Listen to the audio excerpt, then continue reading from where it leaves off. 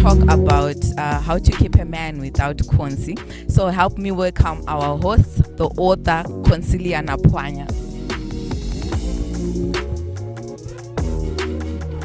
If you have a lot of questions concerning the book, I know a lot of you are itching with questions, so we're just going to be to give Konsi the mic so that she just gives us a rough draft of how she got the inspiration from, and then after that you guys are free to ask questions, you are free to contribute. I'm sure it's gonna be lit in this place. Thank you. So we'd like you to introduce the book to our audience.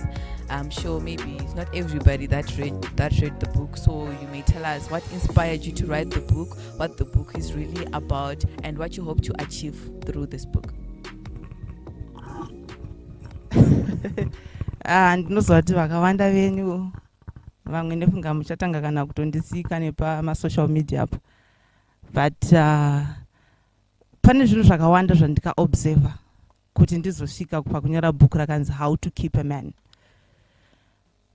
Through experience, handisati hangu ndanyanyokura mumarriage, but mungazotanga kundiataka nemubvunzo wekuti wanga watokura zvakadii mumarriage, but through experience yezvandaionawo mune mamwe mamarriages, pane zvimwe zvinhu zvakawanda zvandikadzidza kuti pamwe pacho varume tinogona hedu kuvapa mhosva kuti varume vanohura, varume vanozodii, but us as women, are we doing our duties that we are supposed to do mudzimba dzedu kuti tichengetedze marriage yedu?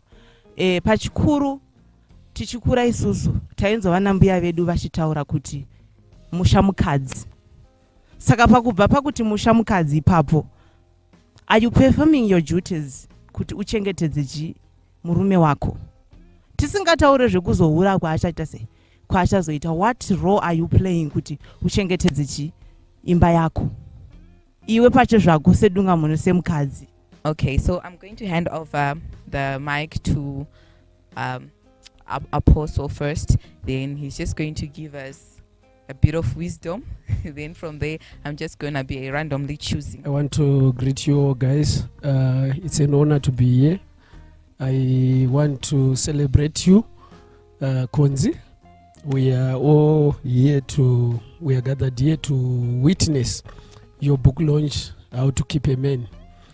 Pali Talk is a powerful program. I do believe it is going to help a lot of people out there. It is going to make an impact. And allow me also to welcome or to greet my brother. I'm not alone here. Apostle Spear. God bless you, servant of God. Let me start by saying marriage, because you know the title of the book is How to Keep a Man. How to Keep a Man. But inongonzwa kuti how to keep a man, it speaks of marriage, a marriage set up. And I would like to start by saying marriage, it's a sacred union. It's an institution that is valued by God. It was ordained by God, because in a marriage setup, if you see a man, he represents Christ. And if you see a woman, she represents the church. So as God loved the church, the man must love and take responsibility of a woman, and also the woman must submit to the husband. This is according to the scripture. So when we are talking about how to keep a man, I think the foundation is God. Since it is an institution, marriage, an institution ordained by God, the foundation must be God. That is the strongest pillar. If you know God as a couple, then zvese zvingazoda kuitwa, I know kuti takanangana nokuti mudzimai angachengeta sei murume wake asati akaenda kunogocha, anobva anogocha nevadzimai vevamwe. But foundation inotangira pakuti sevana vaMwari, ndiri kutaura as a man of God. Tikaziva Mwari, iwe mudzimai nemurume wako uchiziva Mwari, ndo panopuhwa nyasha naMwari akaordena nekuvhaliwa chinhu chinonzi marriage, kuti zvese zvaungazoita mabiribobi ekubika zvinonaka, mabiribobi ekupota uchifonera murume kana kumutekstira kumuti ndinokuda zvakanyanyisa kudarika nzira iya yakaimbwa inonzi patati zvinenge zvabva pakuti maziva Mwari first. So murume anochengetedzwa nekuziva Mwari kutanga. Of course, when I was reading your book, I saw that section which was saying you have to pray for your man, and I just want to add and say you have to go a step further and pray together. Then God will bless your marriage and you will be able to keep your man. Thank you. Thank you so much, Apostle. I also like the part when he said that marriage is a sacred union, and God created marriage. That first a man should love, then a woman should submit. So as God created the church, right? So I'm sure our question is, are we submitting, ladies? Are we submitting to Zimbabwe or okay, so I'm going to give Mr. McD the mic. Then he's also going to give us a bit of summary from what he has read. If you have a question, please feel free to raise your hand. All right. Good evening, folks. And Maswera Seva Nwamwari. First and foremost, I want to celebrate you, Konsi, and I want to congratulate you on this milestone. And it is good to see you extrapolate your ideas into a book. Trust me, this will go a long way to actually impact lives of other people as couples. These self-help books, they go a long way in teaching many others out there who are constantly seeking ways to develop as a couple, ways to actually better their relationships, ways to actually come closer as couples. Saka naizvozvo ndoda kuti makorokoto tinotenda kuti watangane gwara kwaro. Alright, ndoda kungotsinidzira papa achitaura mufundisi. Kwanzi marriage is a holy sacrament. It's a holy institution. That is a foundational basis in the Bible. And kwanzi dzidzai kutanga mawana Mwari ndokuti chinhu chenyu chisimbe, marriage yenyu isimbe. Saka ndoda kutenda nezvawatanga kuita uchidzidzisawo vamwe uchikurudzira vamwe, because there are so many things that we do as people zvokuti tinogona kukanganisa tiri mukati memarriage, tinogona kutokanganisirana, tinogona kuita ignore. Not as a wife only. Ndotoda kuti mutoya nerimwe bhuku rinonzi How to Keep a Woman. Because marriage, it takes partnership. And it takes partnership. First and foremost, you have taught women.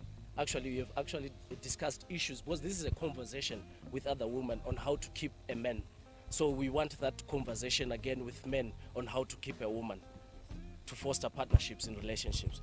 Zvakatikoshera izvozvo. Saka toda kutendai this step yamatora sisi wangu. I want to congratulate you. Thank you very much. Okay. I'm sure Tungonzwa kuti hanzi we should put God first in our marriages, but I'm sure that's not the only thing that can keep a man. Because vakawanda vari kuenda ma-intercessor, vari kufara mugomo vachitsanya vachidini, but munhu asingangodi kuva kept ka anenge achingoita zvaari kuita. Saka maybe I'll ask my brother over there kuti ambotiudzawo kuti chero chikunamatirai chii chiri kunetsa out there. Okay, thanks so much. And firstly, I would like to congratulate my sister for this wonderful book. So many ideas, I'm just proud. Yeah. Thank you. Very proud. And thank you for inviting me. Okay, maybe I'll start by giving a bit of contribution. Firstly, commenting on the topic, or maybe the heading of the book, how to keep a man. How to keep a man. That means there's a keeper and that which is kept. As a person that grew up in Zimbabwe, I would obviously go and start to think of somebody who is keeping something. That's called husbandry. Maybe a keeper of chickens, a keeper of cattle, a keeper of animals generally. There's one animal that I admire most among the domesticated animals, which is a dog. It's a friend of men. Now, dogs, if you keep a dog and you don't feed it, it always goes away to the houses where it can get some food. If you want to keep a dog, Thank you. you must be able to know what a dog wants. If you want to keep a goat around, kwedu isusu taikura chita kunonzi kutandira, unogona kutandira mombe dzoenda, but pane imwe nguva waiona kuti mombe dzodzoka kumafofo dzodzoka dzega unodzitsvake kumusha uko. Ukazotarisa munhu anoita izvozvo anoti time iyoyo kumafofo andadzidzoka anodzipa mashanga, anodzipa sauti, anodzipa mashamba, dzinodzoka dzega kumba. So I'm glad that a lot of stuff that you wrote in this book are actually the things that keep a man. Especially the thing called respect. Respect. Men have egos, big egos. And if you don't feed that side of him, then you're likely to lose him to the person next door. Kunema bin akazara nechikafu. The dog will go away. Thank you so much. Thank you so much. I think Panapango Zano and wisdom, auntie. Okay, so I'm sure my sisters here are going and who I leave out. Chimbotudzai, what do these dogs want to be fed with? Good evening, ladies and gentlemen. I'm sure that question the guys can answer. But what I actually think and have seen growing up is trusting your partner is very important. Just showing that you are not insecure, you are not afraid of anything. Whenever he's late, just asking him, was everything okay? I hope you are okay, you are fine. At least you are showing that I care for you, but I'm also secure because you are coming back to me. At least, I don't know, maybe I'm drifting away, but I think trust is very important in a relationship. Thank you so much. I also like the part that she mentioned, which is also written in the book, that be an oasis of peace for him. Konsi, can you please explain on that? Okay, pandaitaura nyaya yepeace iyo musandi ataka henyu kunyanya vakadzi.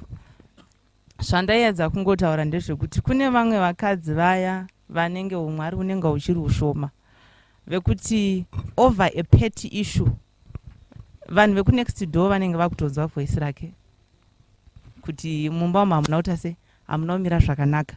Baba vakapinda mumba na 11 vekunext door vanotorara vazviziva kuti baba vopanext apa vanota sei vakapinda mumba late nezuro.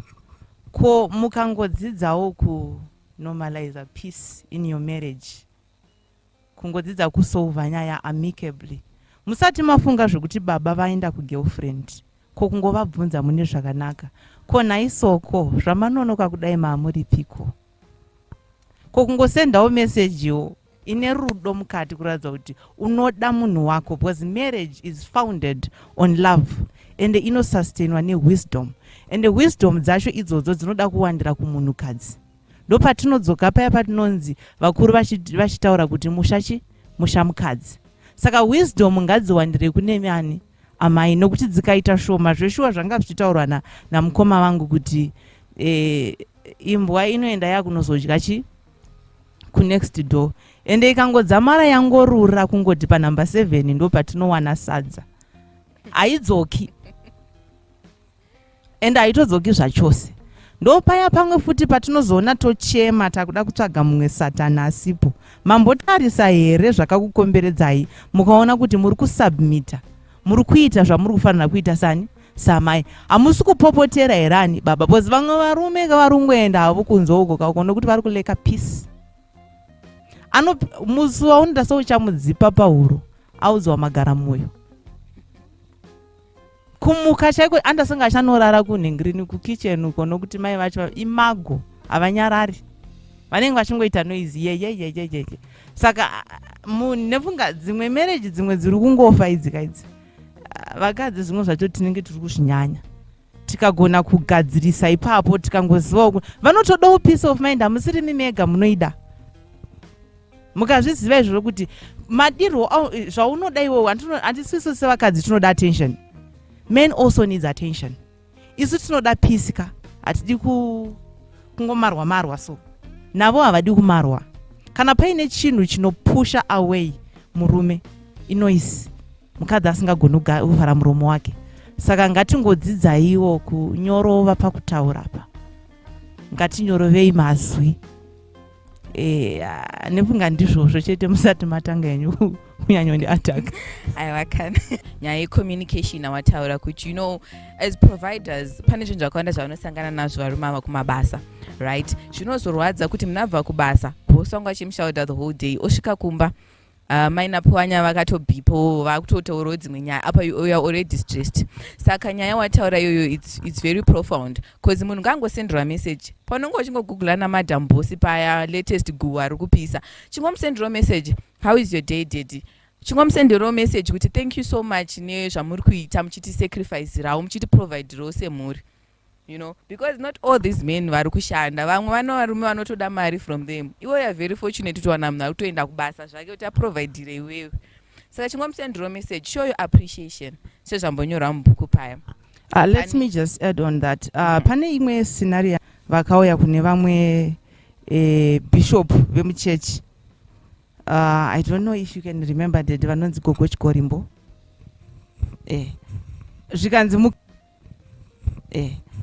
Zvikanzi mukadzi wangu peace ndinoiwana musi wepei.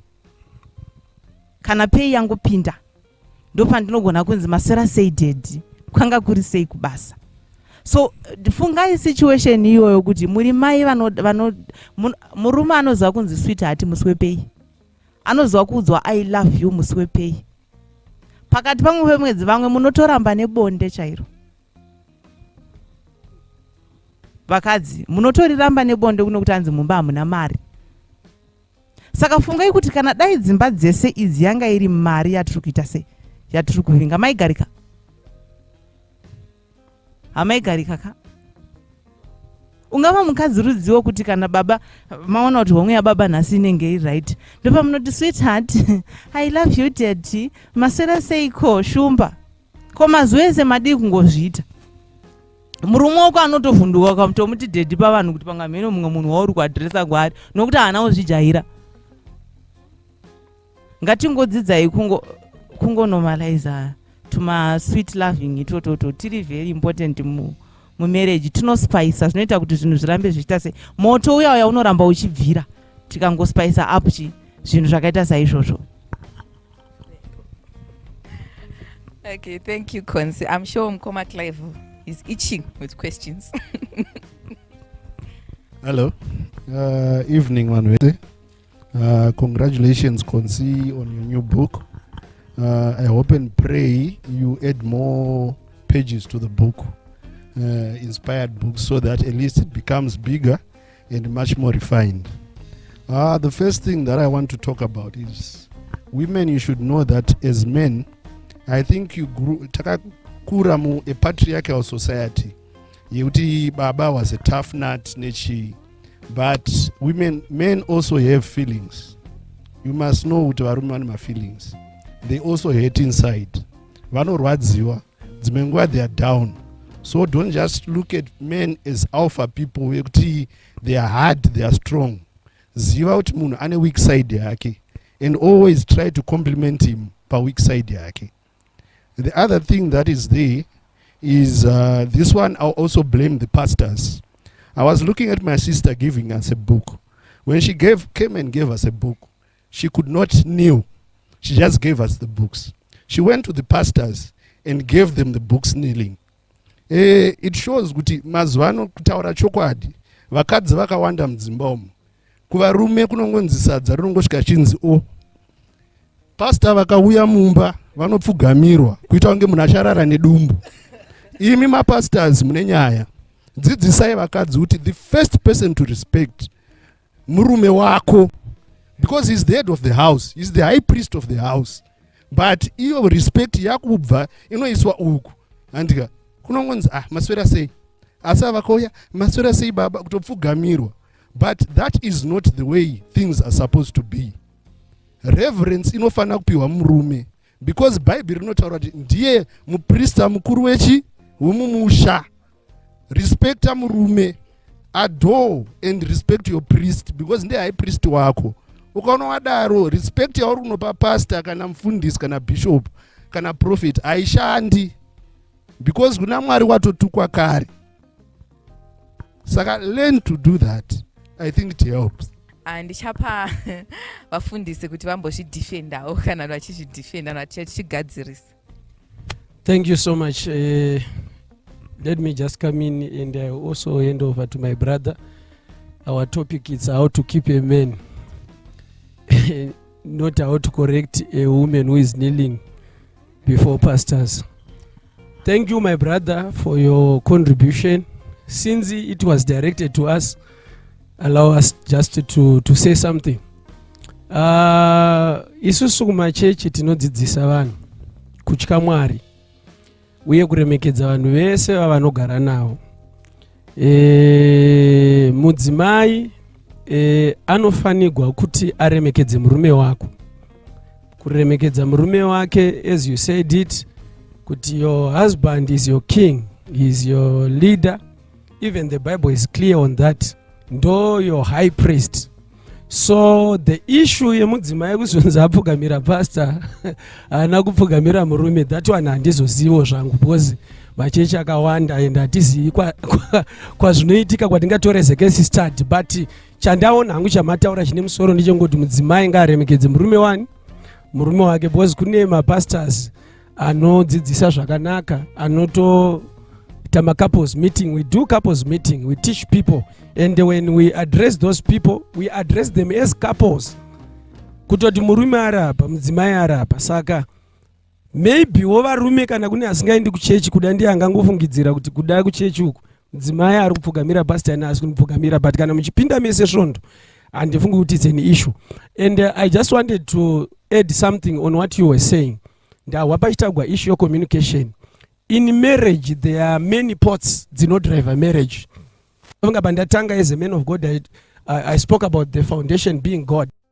Now, there's a pot of marriage. There's a financial pot, sex as a pot, and communication. There must be good communication in your marriage. Kana uda kuti murume wako agare pamba. Kune madzimai anoita senyuchi, it's very true. Zvimwe zvinhu zvekuti ndaimbotaura nedzimwe hama kuti apasi pese paunofanirwa kuda kuwina in argument. It's better for you to lose a battle in order for you to win a war. Nekuti uri mu marriage setup une vana, dzimwe nguva murume kunonoka kwaita kudi my emotions. Unogona kungoita let sleeping dogs lie. Then per right time maybe you go for an outing. Then you talk about that. I'm not comfortable ne time zamunouya kumba zvakanaka, but ipapo ukaraise my emotions start to attack azvibudi zvakanaka. Saka good communication, it's very important in a marriage setup. Muchaona kuti mukangotaurirana zvakanaka pasina uyo anoda kuti ndini ndo win argument kana ndini baba uyo achiri ndini mai, Mwari unokuitirai zvakanaka. Ende pese ini ndakaona kuti vanhu pavanozodiscussa in issue vasober, nyaya iyoyo inosolvika zvakanaka. Let me give to my brother. Thank you so much, Apostle. I just want to add from what he has been saying, though our discussion was not about pastors and those who are failing to respect the husband, right? Let me just say, there's no teacher who wants his students to fail. pastors are communicators and they are teachers. We have got China Chemadzimai. They are always taught Madzimai on how to keep their homes. So when it comes to the issue of respect, I don't think pastors they are teaching something that is bad when it comes to women. So the Bible says there are wise women and they're foolish. Those who are wise, they know what to do in their marriage. But those are foolish. They always respect their leaders and fail to respect their husband. So it's always there. So there's no need for us to blame the pastors because of those 2 or 3 women, they are failing to do their duties. Thanks so much. So I want to add from what Apostle was saying. Probably I'll just mention 2 things. Then I will hand over to the facilitator. Number 1, there are some things that constitute to the issue on why marriages are broken because women are failing to keep their homes. Number 1, it is lack of self-improvement. Lack of self-improvement. I've come to realize that in most of the women today, they are different from the old, in the sense that the women that we have today, they are more addicted to check things. They just think that prayer is just enough, which is not enough. Yes, prayer keeps home, but there are so many things that are needed to keep the home. If you can just go to probably to some meetings where girls are meeting for fellowship, you can just realize that they will be talking about scriptures, but they find it difficult to talk about other things that are so tangible. For instance, about politics, about to be leaders in the society, probably about upgrading their academic status. They will be talking about praying to the mountain, which is not bad, but there's more to that. So there's need to improve themselves. When a husband marries you, it's not enough to be in the home. You need to improve yourself on your academics, in your exposure, a lot of things that keeps you to be relevant to the time and the season. And also number 2, there's also the issue of packaging. Yeah, packaging. If you can just look at I will always come back to the issue of church because you can trace that is probably, let me just give to Zimbabwe because Zimbabwe is right, it's a Christian country. Most of the ladies that you have, they are addicted to prayer, which is very fine. But you get to a place where you begin to see that most of the women, they begin to lose their femininity because of prayer. They begin to lose that touch of a woman. Yes, prayer is important, but that touch of a woman to be a feminine is needed in as much as prayer is important. What am I talking about? That to be good in dressing, how you package yourself, because remember, men are attracted by what they see. So women, in as much as we need to keep our homes, we need to understand the place of self-packaging. When you get to a boutique, what attracts you to get inside is how the clothes are being packaged, they're displayed. This is what takes you the strength to get in that boutique, so that you can ask those who are selling. If you can just get to those shops which sells books, how they put their books there. This is what gives you the grace, also the strength to open the book. So packaging is very important. In as much as also respect is also a prerequisite when it comes to keep the home. So when you break those principles, remember, life is governed by principles. Prayer is important, but life is governed by principles, in as much as marriage is also governed by. So those things, they govern marriage.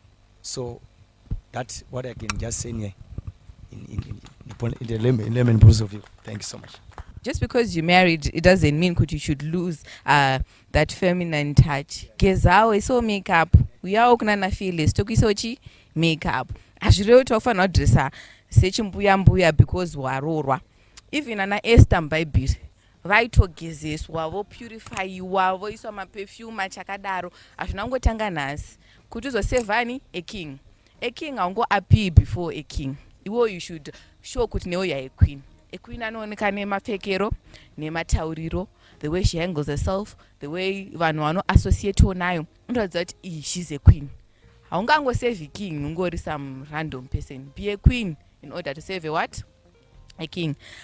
Konsi pana mbuya vake pano varuda kungomuti fahla fahla pabhuku rake ratinyorera. Aiwa, ndinokuchingamidza mese, ndokutendai nekusapotawo muzukuru wangu. Ndinoitwa mbuya vakonzi, ndoda kutenda Mwari zvizhinji nekuti ataimbotarisira kana kurota, asi kuda kwaMwari, Mwari vane maitiro avo. Ndinoda kutenda zvizhinji. Konzi muzukuru wangu, ndinoti Mwari ngavarambe vachikutungamirira, vakuwedzere iyo wisdom yekudzidzisa mamwe madzimai. Kana ini sambuya vako ndiri kutonhongawo tumwe twandiri kutoona kuti aiwa, iwo ungava mumarriage kwe usati wakwanisa gore, indani about 14 years, asi ndatonhonga tumadoti twawanikwa nokundibatsirawo mumarriage. Ndiri ipapo ndoda kumbotaura nyaya baba vambotaura vachiti izvoni madzimai nyaya yekupfugamira mapastors. Ndinoda kutenda zvizhinji konzi nekuti wati nedingindira rebhuku rekuti how to keep a man, because dzimweni dzenguva ndambofunga kuti how to keep a man, ndikatarisa varume ava nezvavari kuita munyika kuti anogota how to keep a man, ivo varume vacho varivo vari kudistressa vakadzi vachididi. Ndikadzoka zvefuti ndakuti dzimweni dzenguva ndakutarisa kuti iwe mukadzi nei bhuku iri razonzi how to keep a man, ende zvechokwadi unenge uchiona sepataurwa baba munhu waMwari paya kunzi unoona amai vachipfugamira mufundisi. Baba vanga vari right nekuti imi mufundisi munodzidzisa kuti varume ngavapfugamirwe, asi hunhu hwamai ava mabva kuvadzidzisa ipapa. Musafungidzira kuti kumba kwavo ndozvavachanosvika vachiita vachipfugamira murimo. Zvinova zvinozokushoresa izvo itafanika imi hamudzidzisi, munongoti mafundisi ngaapfugamirwe. Hunhu hwamai ava vari kuudzwa kuti how to keep a man. Muri kupaona? Aisi kuti madzimai hatidzidziswi, tinenge tichidzidziswa. Iyo nyaya yekuti mudzimba tinenge tichizvita vana chiyera, vana madhuwe manjenjenje. Mapaona manje munhu anenge akatoudzwa shuwa kuchina mai vachinda, asi ukaona mapira avanoita baba sadza, regai baba vataure, vanenge vataura nekuda kwokuti mai ava handizvoba. Baba vozoona mufundisi vauya wanike mai votoshaya kuti mukadzi wangu herewo. Ndinoda kutenda Mwari because shuwa madzimai ane chokuita. Wongu varume vedu vanozobuda but zvinenge zvabvira pai kuti abude, because zvechokwadi inini ndinotorioneka habit kekuti chokwadi kana mumba musinowo mari kajoyi kacho kanenge kari lolo kakangoita lowalo, so ndoona kuti era iyoyo because pane kamwe kachijairira kaunoita somudzimai mumba. Kana welcome chaiga aina handidi kunyepa, ndinokutenda muzukuru because ndadzidza zvakati iniwo somudzimai ndatoona kuti apo ende zvechokwadi varume vedu vari kuita zvinenge zvichitwa but mviro dzacho zviri kubva pai mviro. Isu semadzimai totovawo kutonzi imimi varume munzi how to keep a wife, but zvizhinji isu vakadzi tisiri kudrive away our husbands in our homes nekuda kwehunhu hwedu hwatinenge tichiita. Because imimi vana baba mukazogara kapu yauya yakuti makutanga kubvunzurudzwa mukawa murume zvaanenge achara munotonyara kuti mwana wenyu wesangano imuchidzidzisa siku nesikati kuti aiwa murume sososo. Aiwa, ndoda kutenda Mwari nekudzidzisiwo kwataitwa nomuzukuru wangu wandaisambotarisira nhasi ndiye wakudzidzisiwo mbuya kuti how to keep a man. Vaita basa mbuya konzi timboti tichana pane zvambotaurwa nambuya paya kuti chikristu hachifanira kutikanganisa kukipa our men. Zvitorimo mubhaibheri zvese zviri kutaura. I'm sure pawanyora bhuku rako most of the things waipinza bhaibheri mukati, and I love that part yekuti pray for him, respect him, zvese zvirimo mubhaibheri. You know, ana Boaz vaingorespektwa vanhu vakangoono chibhebhi, saka chimboti tifahla mbichana ipapapo panyaya yebhaibheri. Ipapo ndanga ndichida kuti nditi vana baba vangu vanyatsopanzwisisa kuti pane mamwe mashoko andambotitaurei zvangu masikati tisati tatanga kuti vanhu ivava vamunoona vemadhireza ava vanopretenda. Mukauya so vachimhanya vachinotora mapureti avasingapakuriri baba vemumba imomo vachivachikupai, imi munenge muchiona kunge zvisu zvakaita sei zvakanaka, but amusiziva kuti vanzou vari kutsva, ende vakazouya vakakudzai nezvamunenge mabva kuitirwa, makangirwa apa ivo vachidya supu ine maziso, munozviramba kuti but vanzou munoreva here nearoma yandahwa ichibuda nekukicheni uku ndichisevhwa chikafu imotaura kuti supu yamuri kudya ine maziso. Hakusi kuita sendakatsikirira stereki vakadzi, but ndanga ndanyatsoongorora ndikaona kuti vakadzi vane kamwe kakurelaxa, so vakutoona kunge marriage ibusiness rekuti nhasi madomasi akaramba kutengwa ndonohodha maonyeni mangwana, maonyeni akaramba mangwana ndomboendawo kumasawo, masawo akaramba andomboedza kana magwafu. Ichi it's a lifetime thing. Alright, mazvisungirira kwacho ndo zvamuda kunzwa matozvisu uma hamubviwe, haisi kungoti unongomuka mangwana wakashidza kuti ndoenda mumba kwedu. Kupi kwaunoenda? Kwamunoenda makangouya makamboti yes I do. Kwamuda kuenda ndekupi? Percent yacho iri kuwandira kwatiri vakadzi. Hatisi kuperforma maduties edu. Shona yataurwa namukoma vangu avoka inoda kuti munhu ambonosvika wodzeya kuti imbwa ukasaipa chikafu chayo inoenda kunext door. Ende kana yaendako ikangoziva kuti uku ndinotongowana mabhonzo aripo, haidzoki. Vakuda kudzoka futi wauda unorira nendimi mugomo. Dzimwe ndimi dzamunonzwa dziya nyatsodziteerera ina Mwari o. Vakuda kuenda norira, vakuda kunotsanya, dzimwe nyaya hadzisi kuda kutsanya. In as much as we encourage kuti vakadzi ngatinamatire dzimba dzedu, ngatinamatire varume vedu, pane dzimwe nyaya dzamakuda kungonetsa nadzo Mwari namafundisa yaka dzisingadi izvozvo. Let's just face reality. Imimi mukaudzwa kunzi nhasi mama ndadzoka ndoda kuti wotidai, mukasaita saizvozvo vakaenda kuna Sylvia vakanozvipiwa izvozvo, and you expect kuti baba vadzoka. Vanodzoka kupi kwavanodzoka? You don't communicate. Chero pakava pambedha chaipo hamucommunicate, hamutauri, mune mungorizi zvaipa futi mangwana makungoti mufundisi Mwari murume wangu ini ndiri ndega handingamugone zvamuri kunetsa Mwari nazvo zvimwe zvacho ndinosa kunge dzimwe dzinenge dzavanoizini dzamakuita vanhukadzi. Perform your duties as a wife. Chimbotirayai bhuku irori iri kamumbonyatsoona mumwe nemumwe ari kuziva maluphos ake papapo. Achiverenga bhuku irori kusvika anopedza 26 chapters dzese dziri mumo, ari kuziva pane loophole yake kuti panga ndichitadza ndi apapo. Enda umbonovhara ipapo umbobva pane obita unoti nazvichinjere tozoti kaprayer pamusoro.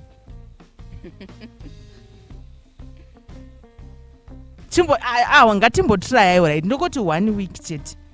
Inini pane chimwe chinhu chandikadzidziswa nababa kunzi mozoti vamwe varume venyu vamunochema tanzi handipiwe mari, ye anokaomera, ye mari yacho inongopera. Inyaya yekuti hamuzivi makumbiriro, matauriro. Baba vangu avari apa vakandiudza zvikanzi ndiuno kuti unofanira kudzidza munhu wako.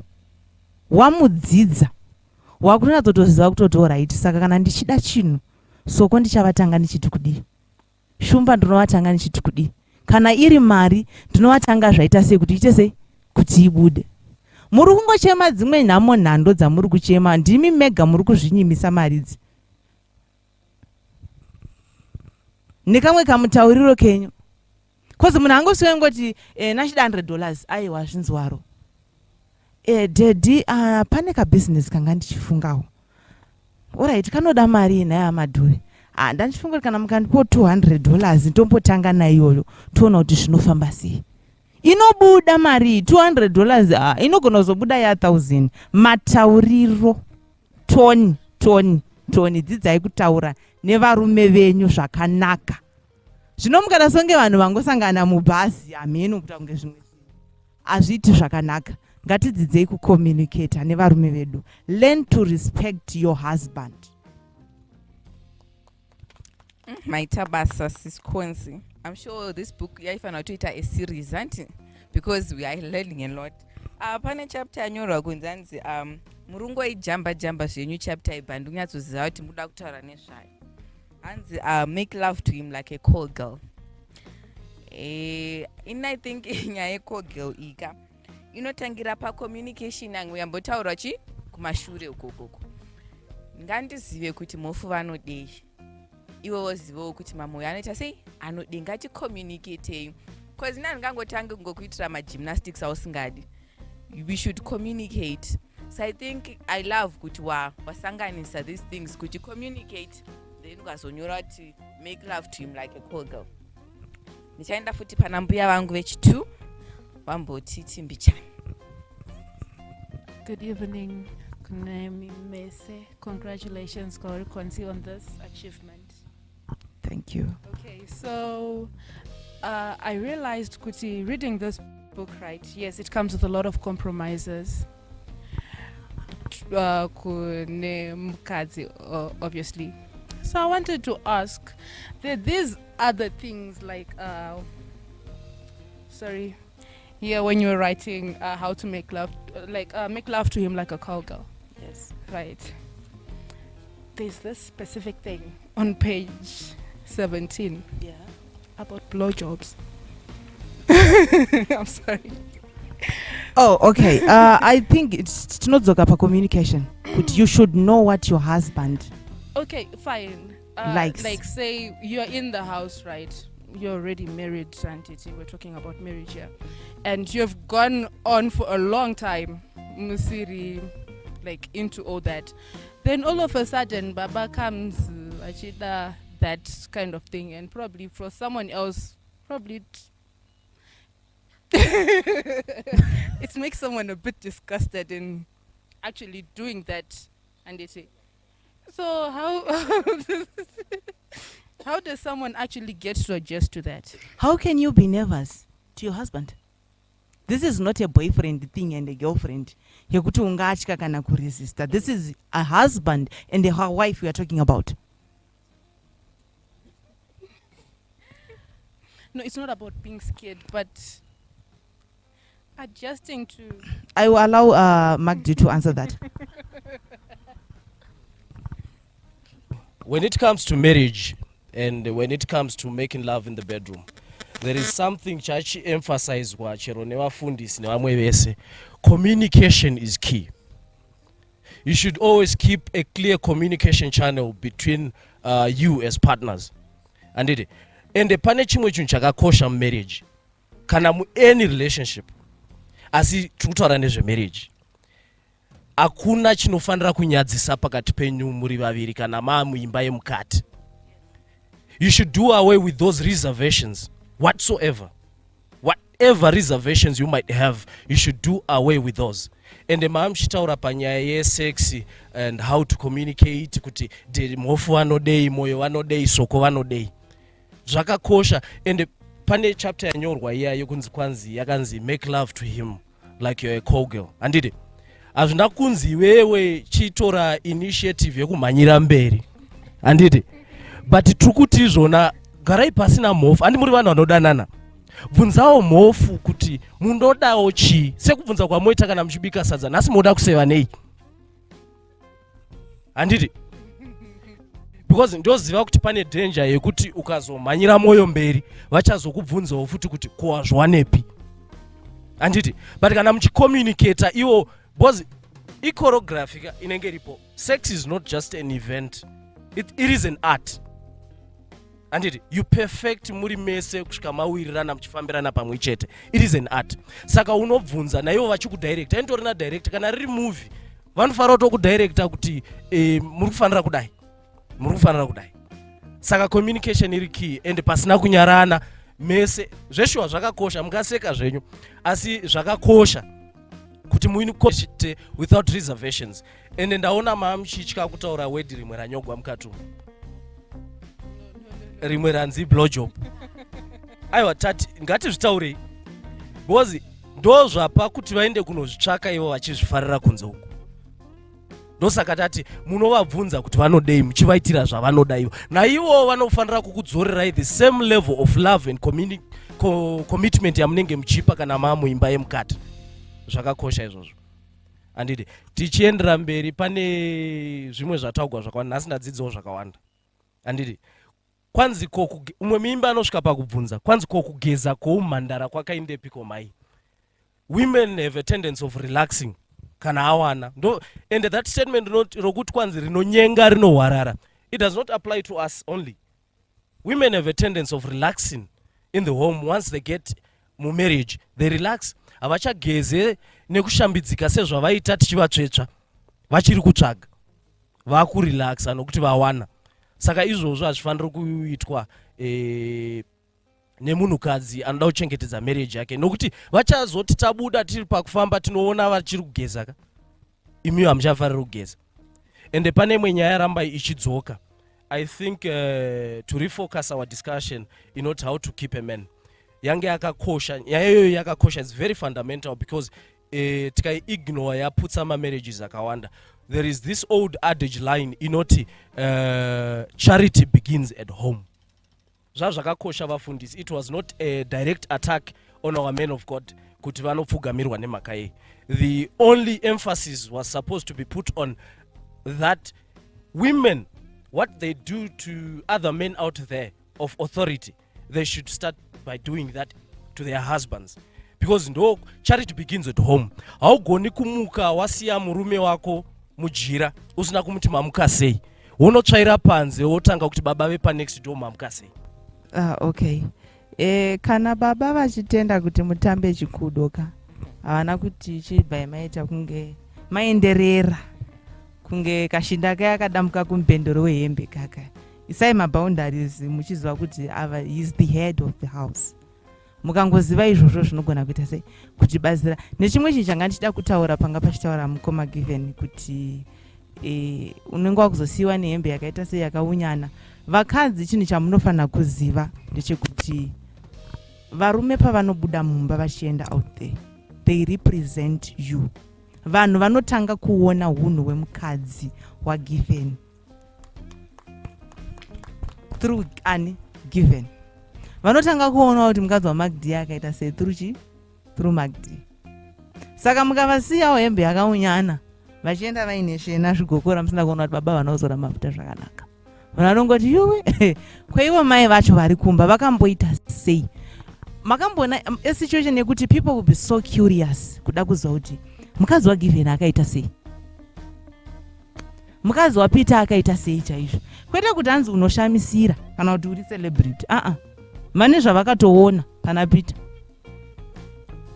Pakati saka shuwa vawanikwa mukadzi wacho wapita ndimbuya vangu vamadhuri vakagara apa vanofitwa nemakeup kwete mbichana. Vanototarisana kuti naimi mai ava mukati havashuri here. So mukaziva kuti varume venyu ava vanokurepresenterai kunze ukoko, zvimwe zvacho munogona kuita kuti mupagadzirise ipapo. Pamwe munogona kubatwa nemweya wekunyara mukapagadzirisa ngapanatsurudzwe, nokuti kunze uko kauko taakutonyara sevakadzi, kunyara chaiko. Kuti unoona baba anenge ari makuseniwa yayo vakasimudza trauzi so shena yacho unozvibvunza kuti baba ava vageza here. Munenge muchiburuka mukombi kai papapo vodaiso pamwe rinenge richibata vodaiso wotarisa shena yacho kuti orai. Saka zvandiri kuiona iri apa kokuzoti uko makagara uri kuona vakapfeka trauzi remeruni pari kubuda shinda yeyelo. Munoreva here shuwa kuti imi mashayiwa shinda yemeruni orai, kana kuri kokuti pamwe shinda mashaya time yekuendawo kwatela kuti munongonodhindisawo homwe yababa. Tiri kuona chipfeko chababa chemukati nokuti matadza kungostichawo pasaidi apa padambuka. Aiwa yemukati ndeyenyu kaamai yekuti muiona, hainei nesu isu hatitombodi kana kuiziva. Ndeyenyu imimi kuti muione. Zvino kana mofamba makaita kuyanika baba kudaro chipfeko chemukati chichioneka, munoreva kuti kwatera kwatadzuka kuendeka. Kana imi tsono chayo yadhura zvokuti makono kutorawo tsono neshinda yeblack inongomechawo netrausi mukavhara. Varume ava vana, they are like babies. They need to be pampered. Handisi kuvarerera but vana vabatewo zvakanaka vari fragile vanhu ava, vabatei zvakanaka. Dzimwe nyaya dzenyu dzamuri kuchema nekutsanyira mukagona kuvabata varume ava zvakanaka, muchaona kuti zvinhu zvenyu zvichakuitirai zvakanaka. Pamwe kutsanya kwacho munogona kutozopedzera makanga amwa futi, kuti ndinofanira kutoita sei kutombowana musi wandinotsanyirawo marriage yangu, nokuti zvimwe zvacho ndii muri kuzvikonzeresa. But dzidzai kuvabata zvakanaka. Murume anoda kutoinspektawo achitobuda kuti azora mafuta zvakanaka. Unoona izvi zvitsitsinho izvi zvinenge zvakachenuruka izvi, asi abva kuna mai vanenge vakapfeka makeup. Vakadzi ndiri kuona kunge uselfish hunenge hwawandisa. Vanongoona kungoti ivo ndo vega vanofanira kuita sei kuoneka. Manje hamutorina basa, bhozi tikavaona varume venyu kunze uku ndovanongotaridza kuti kumba kwacho kuri kubviwa kwakaita sei. Bhozi kana hembe ichisvika pakupetana sheti so mukombere yayene uyu pakupetana so inenge yakapedzera kuainwarini. Alright, kune load shedding tinozvinzisa, asi munoreva kuti magetsi haasi kudzoka here kana kuzviteni. Ko zvamunogarira zivo udhiwani kusvika na12. Alright, chigarirai kazivo udhi yenyu muchitorowo masheti ababa paya muchidii muchiainaka. Mwari vachitiitira zvakanaka. Varume ava mukavabata zvakanaka, handisi kuti varume vacho vaite zenze stereki, asi mukavabata zvakanaka, dzimwe nyaya dzenyu dzamuri kunochema kune vafundisi muchipfugama mumakumbo mavo mukao, muchaona kuti hadzitombodi kuti musvike kwese ikoko. Vafonerewo muchivaudza kuti baba kumba kwakanaka, tinotenda Mwari. Mwari vari kutiitira zvakanaka. Kuti pese pawazikaniko vakatongoona phone call yako chete utoziva kuti haya kumba kwakonzi hakuna kumira zvakanaka. Vakutokuziva kutoti ukangoona angofona chetoziva kuti ndandata sei hazvina kumira zvakanaka. Dzimwe nyaya dzamuri kuda kuita kudzita kuspiritual hadzisi kuda spiritual widzi. Hatirambe kuti mweya iripo yetsvina kunze uku iripo zveshuwa, kunze hakuna kumira mushe. But tisati tatanga kutsvaga mweya utsvina, tisati tatanga kutsvaga kuti vana mbuya nemadzitateguru ari kutiroya, handiti ngatitarisei kuti isusu savakadzi tiri kuitawo here zvinoita kuti imba yedu ite sei ichengetedzeke. Are we performing our duties? Baba vari kudya here? Kudya kwedumbu nekudya kwavo chaiko kwemubedroom. Baba vari kushongedzeka here vachibudawo? Vamwe makutonyara futi kuvanongedza varume venyu pavanhu kuti dedha makuona kuti mai junior vanenge vakapfekedza murume wavo zvakanaka, imi wenyu manje anenge akangoti. Nyaya haisi pakuti nokuti mune mari, idzodzo mbiri idzodzo dziripo ngadziainiwe, ngadziwachiwe, ngavewo representable pamberiwo pavanhu kuti aiwa zveshuwa shumba taita sei tavaona. Kana namai shumba vacho mambo vaona here panga vakaita sei. Munhu ngaadade nemurume wake. Munhu ngaanzwe manyuku so. Zvanga zvichagwa kuti mupono wakati nawo kuti nhunzi ichiwa inochekeka. Mukabvunzwa nzi kona iva madhuve murume wenyu ari papi? Ava vari apavo dedi. Kuti amena panga vari ipapa ne vamwe avavo. Hamuchatokwanisi kutovanongedza, noda kuita kuti hamusi kugona kuita zvino zviri kuita sei zviri kuita vamwe. Ngatingodzidzai kupefoma maduties edu, tigone kuchengetedza dzimba dzedu. Kumba kwamunochemera kuenda hakuna anoendako, munhu ngagare mumba make achengetedze imba yake. Mwari vachitiitira zvakanaka. I want to thank my sister very much for writing more like a guideline to marriage kuti vanhu vagarisane mudzimba. Okay, to rush panyaya yedu. Palitalk is a reality talk show. We speak on the issues that pertain the society. Everything that is happening in the society, we discuss it in Palitalk. And when we speak of the society is made up of many institutions. We do not only focus on marriage, but we focus on any other institution or any other organization that is in the society. We speak on education.